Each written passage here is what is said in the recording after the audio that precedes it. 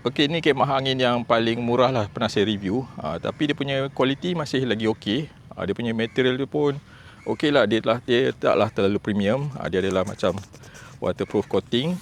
Okey, dia tak ada silver coating. Dekat atas pun dia ada top cover macam ni. Sama juga dia ada coating. So kalau hujan dia kurangkan impact lah. Kalau panas pun dia kurangkan sikit lah. Okey. So dia punya pole pun okey. Material dia pun agak tebal. So dia punya tepi ni pun sama.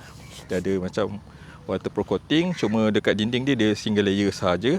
Lantai dia pun dia tak tebal sangat. Jadi nipis je. Tapi nak lebih protection, boleh pasang dia punya ground sheet. Cuma kat dalam dia tak ada seam tip. Okay. So kalau hujan terlalu lebat, pasal dia punya waterproofing dia tidaklah terlalu bagus. So kalau korang nak set up camping gunakan kemah ni, better ada fly sheet ataupun korang pasang dekat bawah dome shelter.